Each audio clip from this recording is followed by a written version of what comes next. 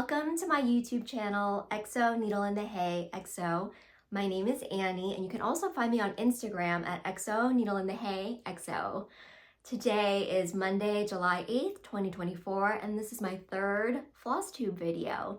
As you can see, I'm alone today. Flosstube number 1 and 2, I was joined by my best friend Liz, but today I'm flying solo. Let's see how it goes. I want to start out by thanking some folks. I want to thank Sarah Stitchery for mentioning me in her Flosstube video. I was watching her whip parade and heard my name, and that was so sweet. I hope you've seen her video.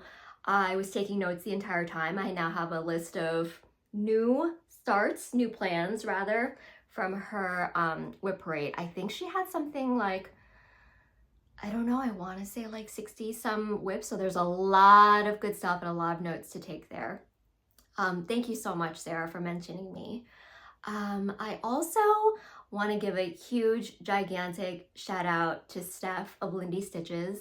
Since my last video, I don't know if you subscribe to the Lindy Stitches newsletter or follow me on Instagram, but we announced that I'm a new team member at Lindy Stitches.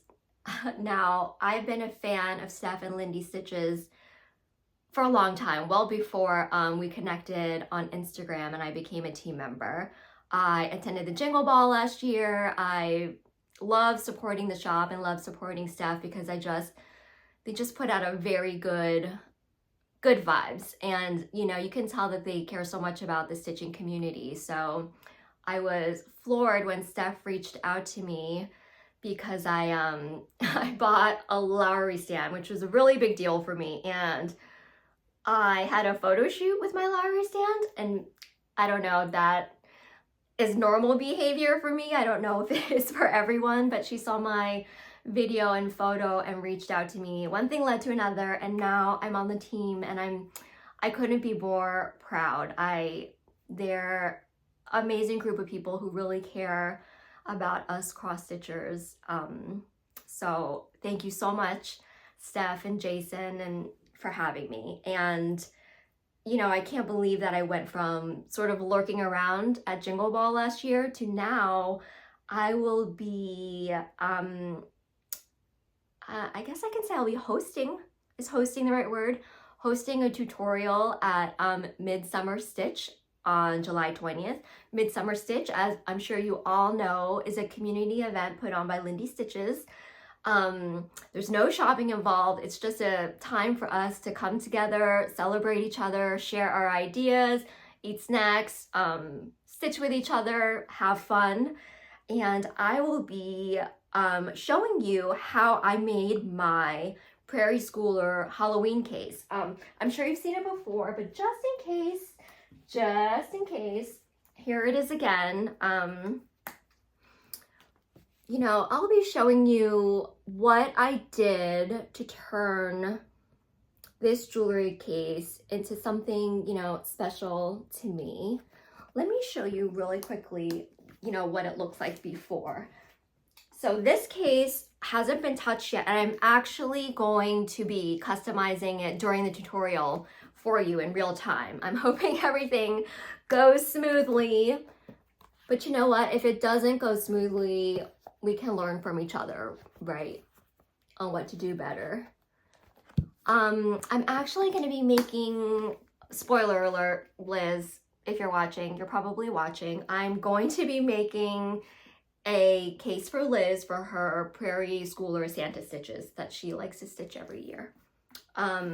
So that's what will be happening at the tutorial. You know, I had a lot of questions about a materials list. People were interested in coming to class with their supplies already, which completely surprised me, and I'm so thrilled that for the enthusiasm. So I did not expect that. So last night I quickly put together a materials list of everything that I think is required, and then some optional things too. You'll find the link in my description box below. And I want to stress again, I've said this a lot, and I'm not sure how many people have heard it, but by no means do you have to come to class with supplies. My intention was to show you how I make the case, give you some ideas, and send you on your way to go make the case afterwards. But if you want to come to class with supplies, that's awesome. Please do. I have a list in the description box below. At class, you will also be getting a much more detailed PDF that you can print out or, you know, take home with you. I don't know what I'm saying. You will get a PDF with more detailed supplies and steps, so on and so forth. So please don't feel like you have to run out and get anything before July 20th. I hope you'll join me there. I think that's all I'm going to say about Midsummer Stitch because Allison and Stephanie of Cross Stitch the Globe, who are just phenomenal. They put out a 15-minute video, a Flosstube extra, all about Midsummer Stitch, and I couldn't have done better. So please go see their video. They'll tell you everything you need to know about Midsummer Stitch, how to get tickets, how to prepare, who will be there. There'll be many special guests and many little surprises for you. And Stephanie and Allison talk all about that in their video. Okay, we're 5 minutes in and I haven't even started talking about stitching yet, shall we? Since last we spoke, I do have one finish and something that has never happened before, a refinish. I'll start with the refinish. Do you remember my Mill Hill roller skates that I was doing for Beck Stitches Everything and my Sal Mountain out of a Mill Hill? You know how I had a lot of issues with it, and I did manage to finish it, but honestly, I just wasn't really happy with the finish. So I went back and changed some things, and this is what she looks like now. You can see the before on my Instagram, but I switched out her yarn hanger and made a beaded hanger with like, this is actually all the leftover beads in the kit, so maybe that was why there are extra beads. And I backed her in pink felt, and also I had forgotten to put the really super fun bead in, the treasure bead, so I went back and did that too, and I'm much happier with it.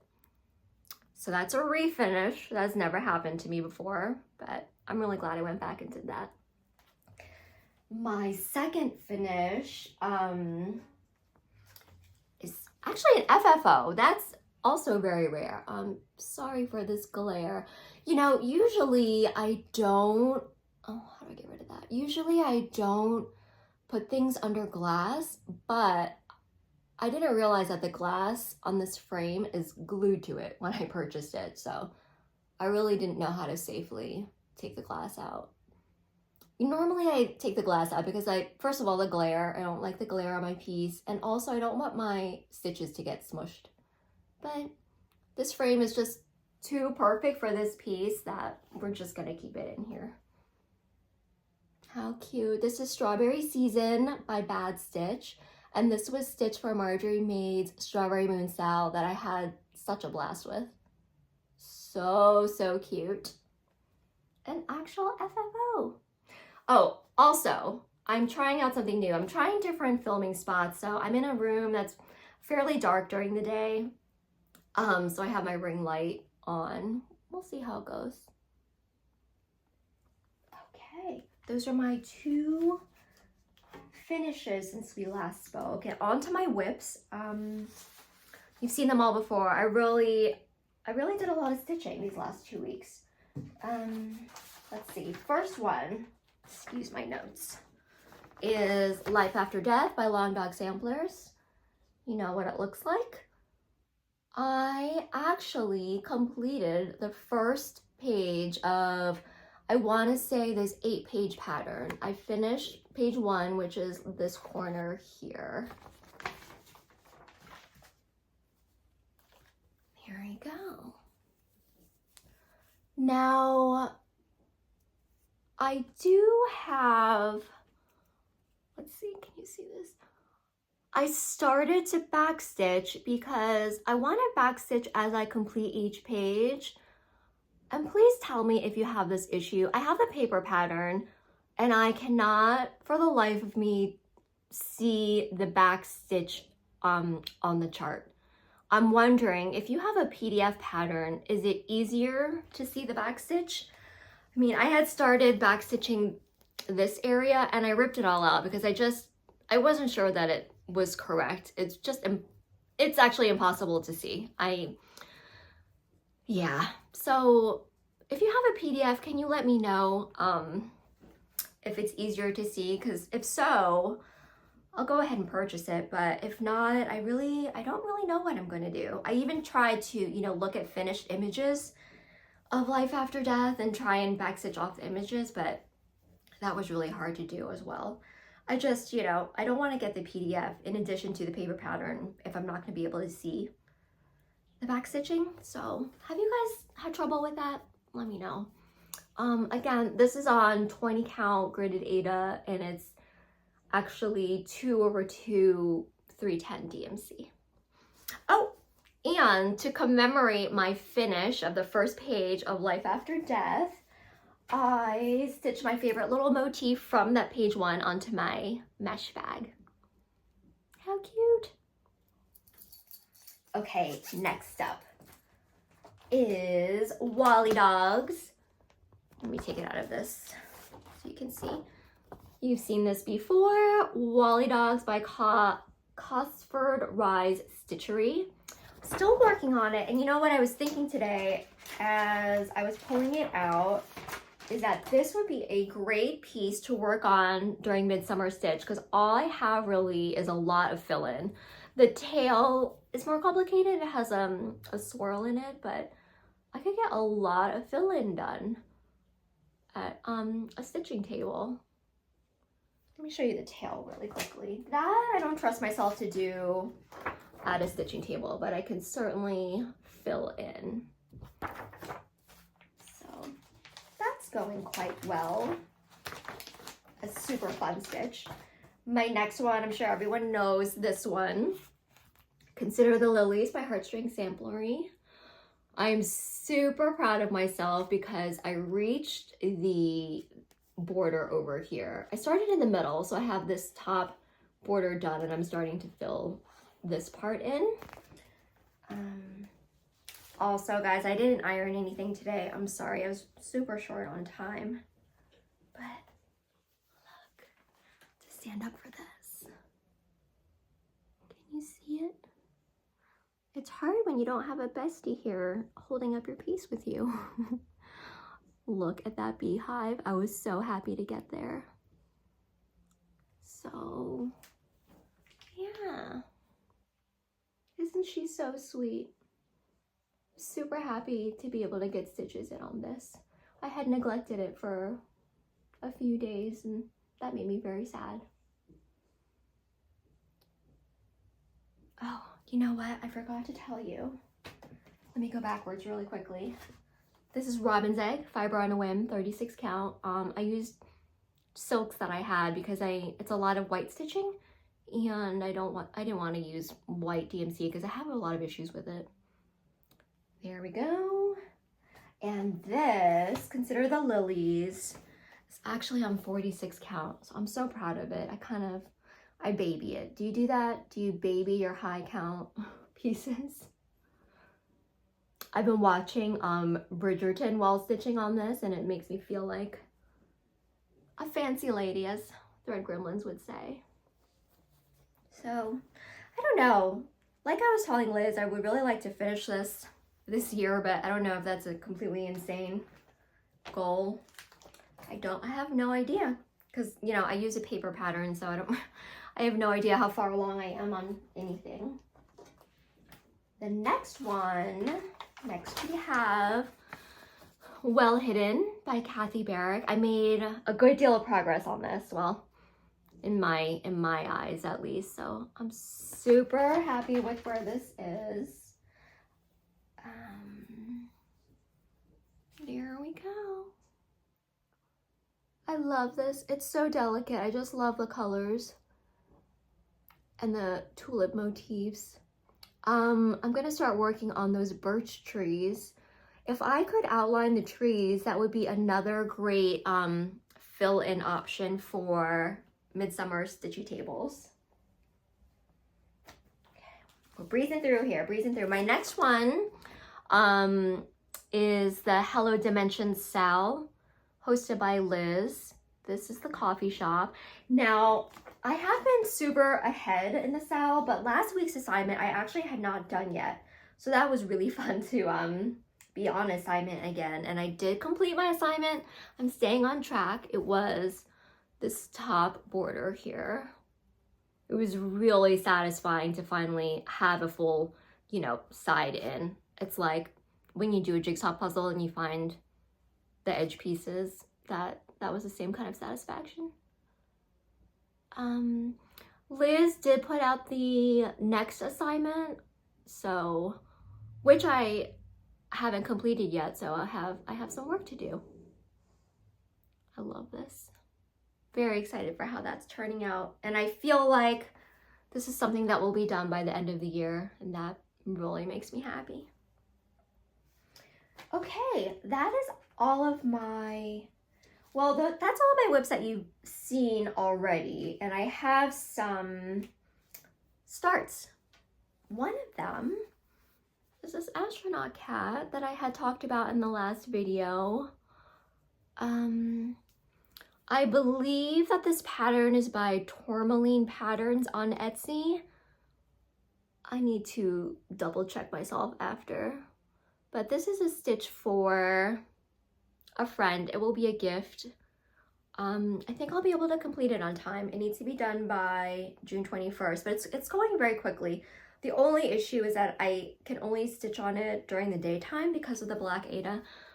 Honestly, this is harder for me to stitch on than the 46 count Consider the Lilies. I cannot see this at all. I don't know how anyone stitches on black Ada or dark fabric. It's a shame because I really like I really like how the dark fabric looks. I don't really like working with it. Astronaut cat. How cute.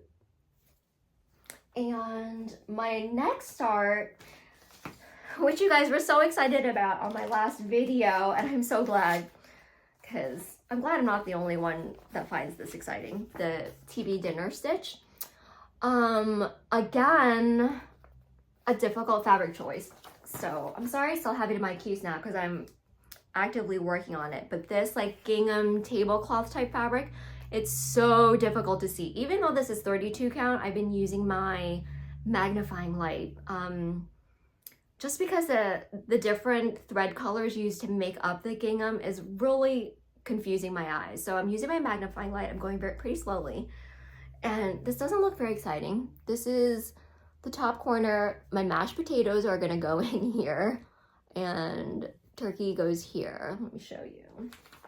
I think it's turkey. Chicken? I don't know. Let's say chicken. I think it's fried chicken. Oh wait, we're over here. So I'm working in this area now. You know, it's incredibly difficult to see, but so worth it. I don't know. I don't think this one is for the faint of heart because it's hard to see and I'm not sure there's going to be much, you know, satisfaction until it's complete. I mean, like, what is this right now? We don't know. So, and I'm doing the mashed potatoes first because I feel like that's probably like the least satisfying. So I'll finish that and then reward myself with like the peas and carrots. Do you know what I mean? You know what I mean. So that's it for my stitches. I've been working really hard at getting my tutorial ready, so I haven't had as much stitchy time as normal, but that's okay because I have stitchy case time. Let me clean up a little, regroup, and I will come back to you with some plans, some vintage haul. Yeah, I'll be right back. Okay, we're back. I realized as I was putting my things away that I forgot to mention the pattern designer for the TV dinner, and that is, in case you missed it last time in the last video, Perfidious Beadworks on Etsy. And again, I'll type that up in the description box below. Okay, now let's go to plans. Plans. Now this is a kit that I got for the Mountain Out of a Mill Hill sale that Beck Stitches Everything and I are hosting. We've been loving seeing all of these finishes, all the deep dives into the kits. I had a very lovely commenter in the last Flosstube video tell me about their bigger Mill Hill kit, and I was so moved by the comment that I wanted to do my own. I wanted to try my own big Mill Hill kit alongside them. So I am going to start Black Swans. How beautiful is that? I love Black Swans. I don't know if you can tell, I'm a big Black Swan fan.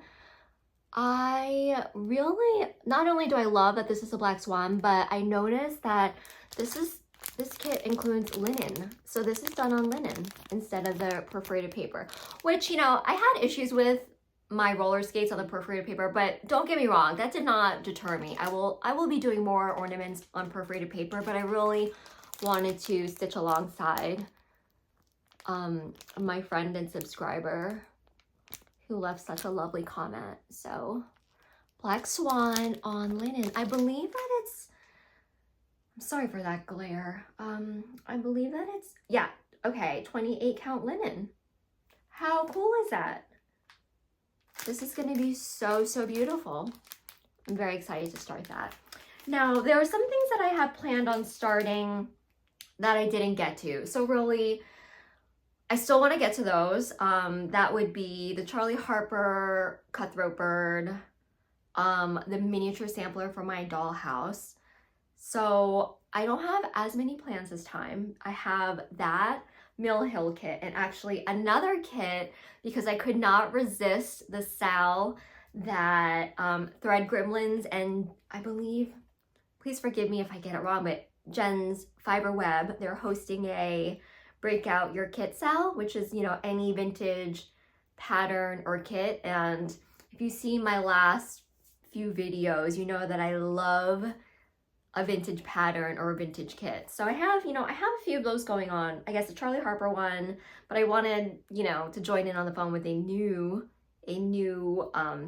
old kit. So are you ready? For break out your kit sale, I decided that I am going to open this and work on it, and that is the Care Bears stocking. Do you guys remember Care Bears?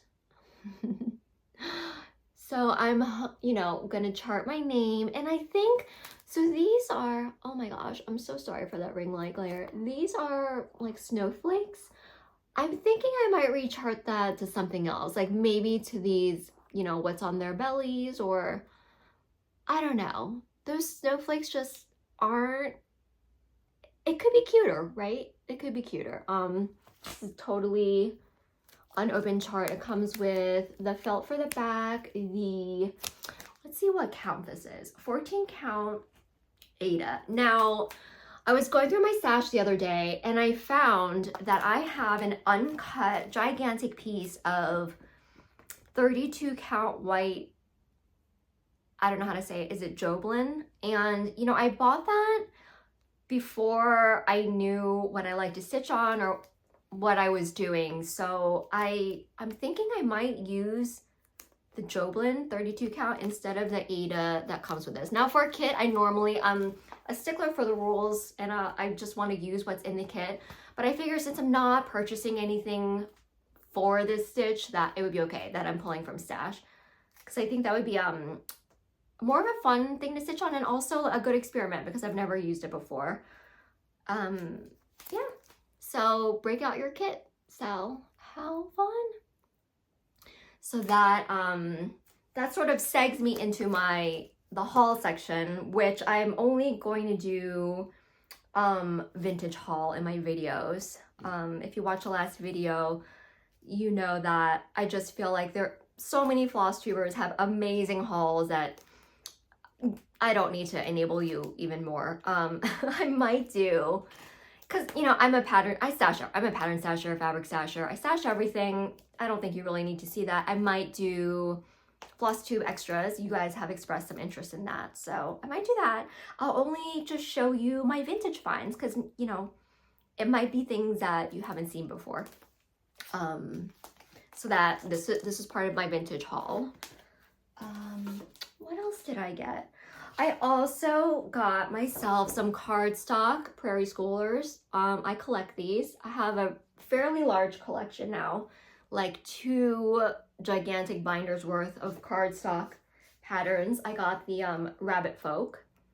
And again, like most of them I'll never stitch. This isn't really my style, but I'm a completionist, so here we are. This is book number 19. And I also got the 1993 Prairie Schooler Santa. So yeah, I have 2 binders full of cardstock Prairie Schooler, and I keep track of it on this like inventory list. This is like a, wait, 1, 2, 3, an 8-page inventory list of all the existing cardstock Prairie Schoolers. And you know, I keep this on hand for when I'm surfing the internet or I'm out there in the world. I know which Prairie Schoolers I have. Ooh, I don't know if that's a good habit or not. We won't judge me. Okay, next piece of vintage haul. Let's do these. I got 2 Mill Hill kits. One, this watermelon, and then this strawberry.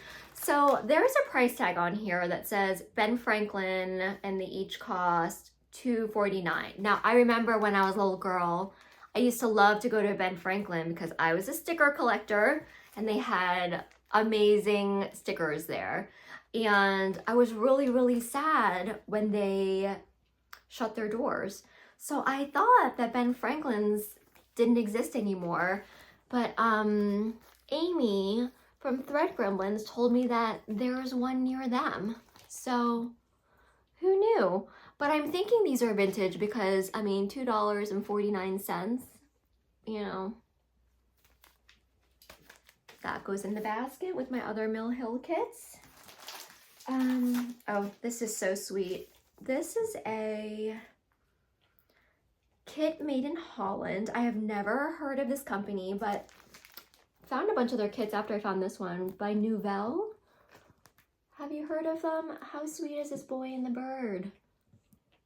I really, really want to stitch this one. A lot of these vintage kits, I don't know, I just like to have them. I never really want to open them and stitch them. I just like to look at them, admire, but this one I really want to stitch.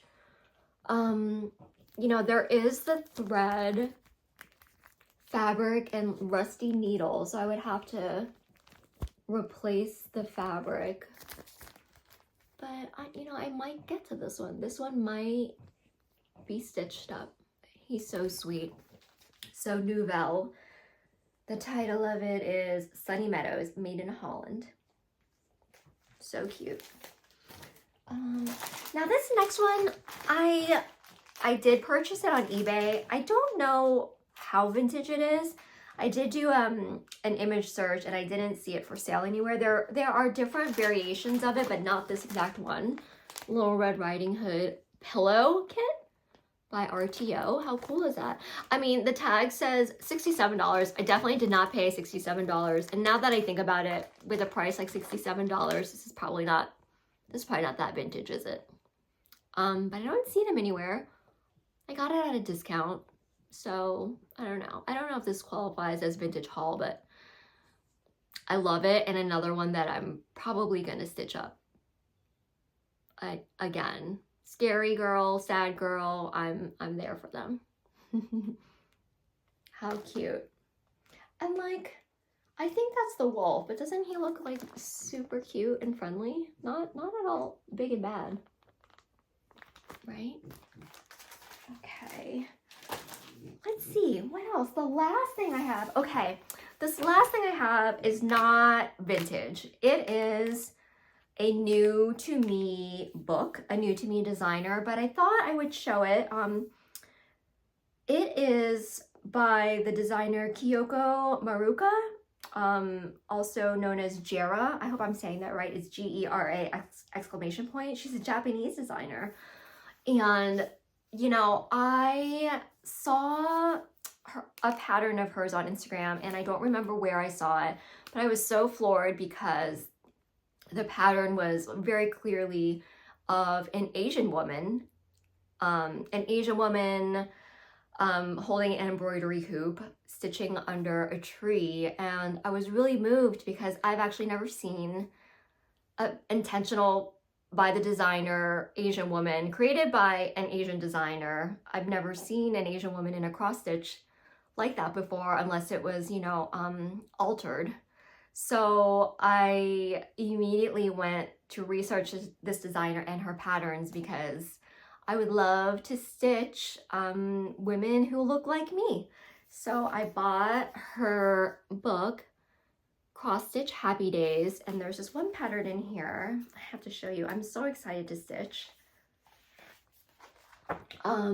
It's called Girl with Dove, and I thought that could be me, and it made me so happy that I wanted to show you. Because representation does matter, and it really, to think that I wouldn't have to alter the skin tone or hair color to make her look like me really touches me. And I'm so excited to stitch from this book and to stitch her other patterns. Here's another one.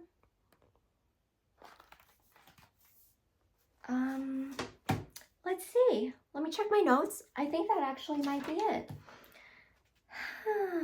I think we are done here. I can't believe it. I may have gotten you out in under an hour.